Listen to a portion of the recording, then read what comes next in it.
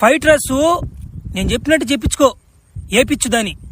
Fried rice, rice, noodles mixing చేపించి oil కొంచెం ఎక్కువ వేసి ఉప్పు కారం బాగా దట్టించి రోస్ట్ చేసి ఆమె దగ్గర పైన ఎరగట్లు ఉండాలా, లేకపోతే మనకి ఎక్కదు.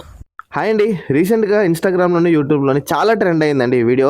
ఫ్లాష్ మ్యాన్ ఫ్రైడ్ రైస్ అంట. సో నాకు కూడా ఒకరు కామెంట్ చేసి అడిగారు అనమాట, అన్న ఫ్లాష్ మ్యాన్ ఫ్రైడ్ రైస్ చేయని. సో ఈ వీడియోలో ఫ్లాష్ మ్యాన్ ఫ్రైడ్ రైస్ ఎలా చేయాలో చూపిస్తాను, చూడండి. అలాగే ఈ వీడియో ఎండింగ్లోని ఈ ఫ్లాష్ మ్యాన్ ఫ్రైడ్ రైస్ కోసం ఒక చిన్న సీక్రెట్ చెప్తాను, వీడియోని పూర్తిగా చూడండి. సో ఇప్పుడైతే కొంచెం ఆయిల్ వేసుకొని అందులో 2 ఎగ్గులు బీట్ చేసుకొని వేసుకోవాలి. ఎగ్గులు ఫ్రై అయిన తర్వాత వెజిటేబుల్ మీ ఇష్టం, క్యాబేజ్, క్యారెట్, క్యాప్సికమ్ ఏం వేస్తారో వేసేయండి. అలాగే చికెన్ ముక్కలు కూడా మీ ఆప్షన్ అనమాట.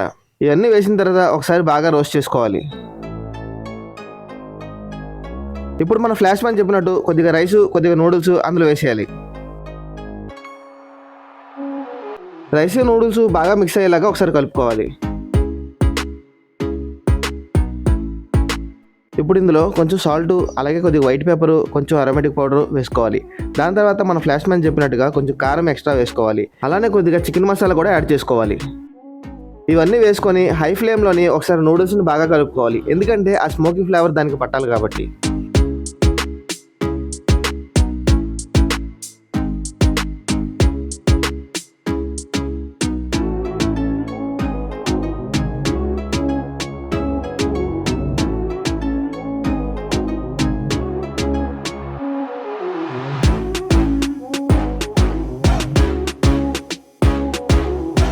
సో ఫైనల్గా మన ఫ్లాష్ మ్యాన్ ఫ్రైడ్ రైస్ వచ్చి రెడీ అనమాట. ఇప్పుడు దీని మీద కొత్తిమీర వేసుకొని కలిపేసుకుందాం. ఫ్రెండ్స్, ఫైనల్లో ఒక సీక్రెట్ చెప్తున్నాను కదా, మా హోటల్లో దీనికి ట్రిపుల్ సిజన్ ఫ్రైడ్ రైస్ అని చెప్పి ముందు నుంచే మెనూలో పేరు ఉందన్నమాట.